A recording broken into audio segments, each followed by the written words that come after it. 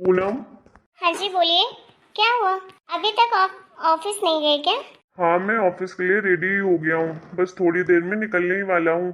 पर तुम मुझे ये बताओ कि माँ को क्या हो गया अचानक से? वे ऐसे क्यों बैठी हैं बाहर? पता नहीं, कुछ समझ ही नहीं आ रहा है। तबीयत तो ठीक है ना उनकी? कि फिर से तुम दोनों की कहीं लड़ाई तो नहीं हुई? अब इनको कैसे बताऊं कि क्या हुआ है, कहीं गुस्सा ना करें। मम्मी जी की तबीयत तो ठीक है। क्यों, क्या कहा उन्होंने? तबीयत खराब है? माँ ने तो मुझसे कुछ नहीं कहा। उसने बोला जाके अपनी बीवी से पूछ, तो आ गया तुमसे पूछने के लिए। बताओ क्या हुआ है उन्हें? उनका अचानक से ऐसा मूड कैसे हो गया? कल तक तो बिल्कुल ठीक थी। और कुछ नहीं बताया माँ ने आपको? क्यों? माँ को क्या बताना था मुझे? माँ ने तो मुझसे कुछ नहीं कहा। बस यही कहा कि तू जो हमेशा लेक्चर सुनाती है वही लेक्चर सुनाया, और बोला जाके अपनी बीवी से पूछ। क्या बात हो गई?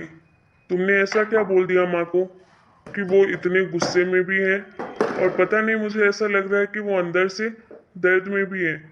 मतलब कि वो दुखी भी है। कोई बात है क्या? बताओ मुझे। कहीं तुमने कुछ ऐसा तो नहीं बोल दिया जो तुम्हें नहीं बोलना चाहिए था? देखो पूनम, अगर तुमने माँ को कुछ उल्टा सीधा कहा है ना, तो मैं तुम्हें कभी माफ नहीं करूंगा। क्योंकि मैंने तुमसे बहुत बार बोल चुका हूँ, बहुत बार प्यार से भी समझाया है कि तुम माँ को कुछ भी उल्टा मत बोला करो। मैं जानता हूँ कि माँ की आदत बुरी है, वो कुछ भी बोल देती हैं, लेकिन तुम इग्नोर किया करो। मैंने हजार बार समझाया है कि माँ की आदत को हम बदल नहीं पा रहे हैं, लेकिन तुम तो अपनी आदतें सुधार सकती हो ना। और अगर कुछ नहीं होता तो बस चुपचाप सुन लिया करो। एक कान से सुनो, दूसरे कान से निकाल दो। अब वो बड़ी हैं, बुजुर्ग हैं, उन्हें कुछ कहोगी तुम तो उन्हें बहुत बुरा लगेगा। इसलिए मैं चाहता हूँ कि तुम उल्टा जवाब मत दिया करो माँ को। आपको लगता है कि माँ को मैं उल्टा जवाब दूंगी? मैं कभी कुछ नहीं कहती उन्हें, चाहे वो मुझे कितना कुछ भी कहें। पर फिर हुआ क्या माँ को? बताओ तो, अचानक से ऐसा क्या हो गया जो ऐसी हो गई? कुछ बोलना चाह रही हैं लेकिन बता नहीं पा रही हैं। बताओ तुम मुझे। देखो, मैं तुम्हारे लिए सब कुछ करता हूँ, क्योंकि मैं जानता हूँ कि तुम गलत नहीं हो। लेकिन मैं अपनी माँ को भी नहीं छोड़ सकता, और हाँ, मैं अपनी माँ को दुखी भी नहीं देख सकता हूँ। आखिर वो मेरी माँ है। जिस तरह मैं तुम्हारी माँ की रिस्पेक्ट करता हूँ, वैसे मेरी माँ की भी तुम रिस्पेक्ट किया करो, चाहे जैसी भी है तो मेरी माँ ही ना। ये आप सब क्या बोले जा रहे हैं? मैं आपकी माँ को क्यों कुछ कहूँगी? वो मेरी भी माँ है।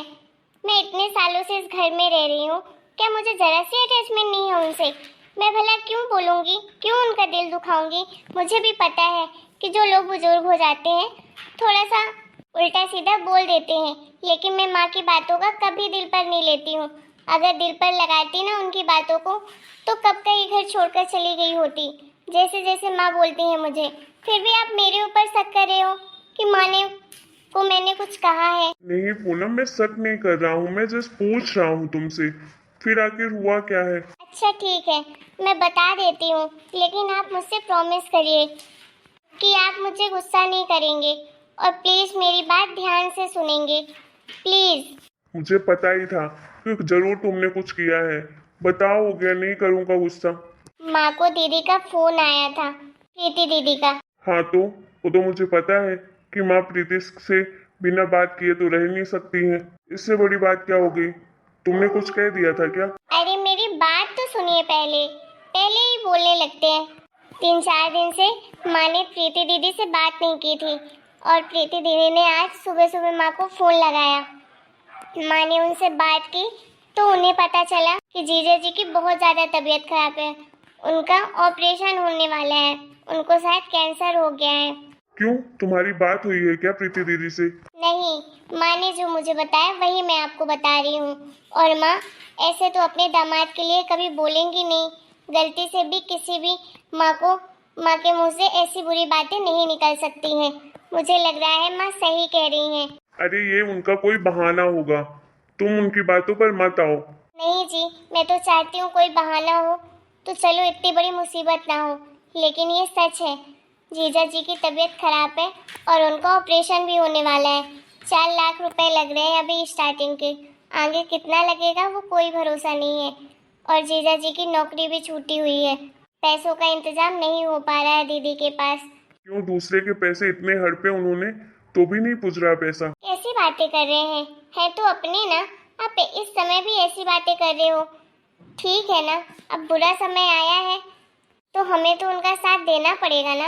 आखिर हम अपने हैं, आपकी बहन है, आपके जीजा हैं।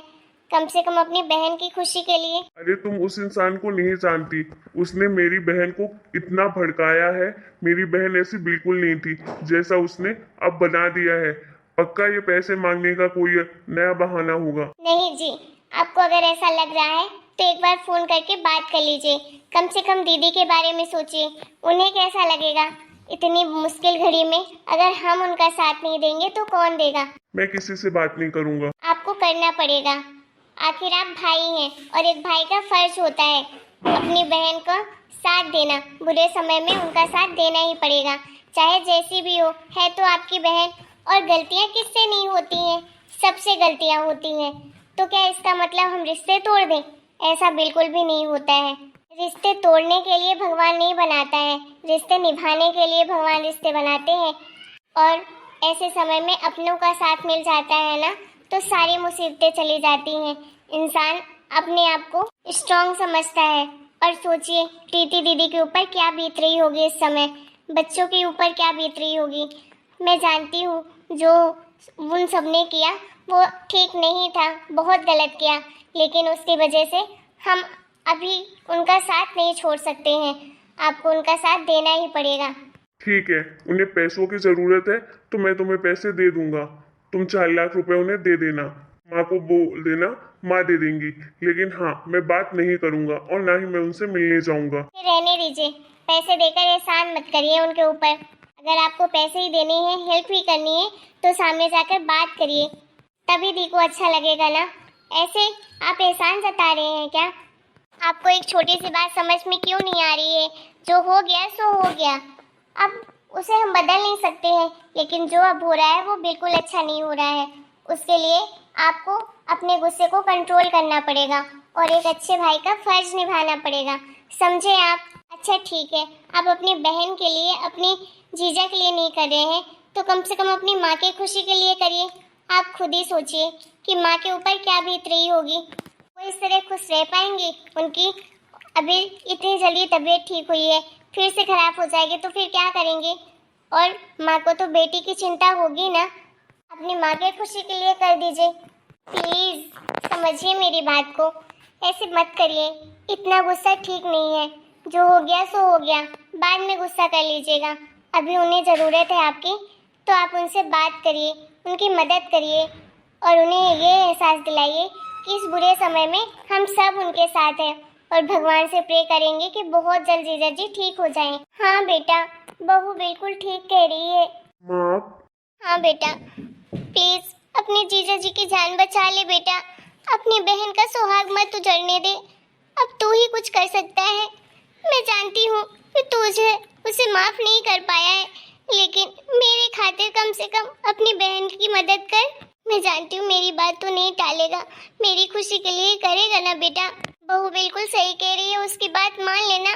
वैसे तो बात मान लेता था, आज क्यों नहीं मान रहा है? मान ले बेटा, मेरी दामाद की जान बचा ले, वरना मेरी बेटी क्या करेगी, क्या करेंगे उसके बच्चे पूरी जिंदगी। अच्छा ठीक है माँ, आप रोइए मत, नहीं तो फिर आपकी तबीयत खराब हो जाएगी। अच्छा ठीक है, मैं आज ही दीदी से बात करता हूँ और मैं उनकी मदद करूँगा। लेकिन हाँ, इससे ज़्यादा उम्मीद आप मुझसे मत रखिएगा। अभी उनका बुरा समय है, इसलिए मैं आपकी बात मान रहा हूँ। मैं उनकी मदद भी करूँगा और साथ भी दूंगा और अच्छे से अच्छे हॉस्पिटल में उनका इलाज करवाऊंगा।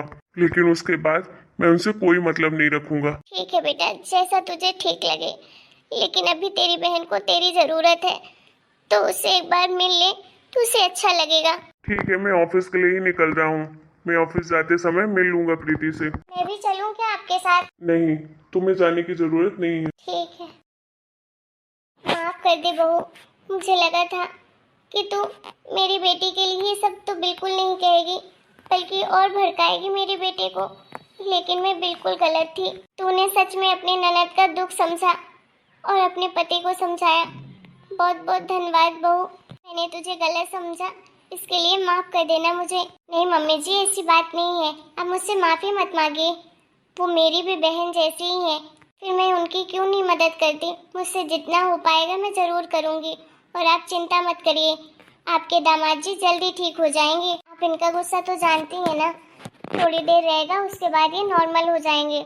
और जितना इनसे हो पाएगा ज़रूर करेंगे। हाँ बहू, मुझे पूरी उम्मीद है कि मेरा बेटा अपनी बहन की मदद ज़रूर करेगा। आपने सुबह से कुछ नहीं खाया मम्मी जी, आप अपने कमरे में चलिए, मैं आपको नाश्ता लेकर आती हूँ और साथ में दवाई भी खानी है आपको। और हाँ, चिंता मत करिएगा, नहीं तो फिर आपकी भी तबीयत बिगड़ जाएगी। ठीक है बहू।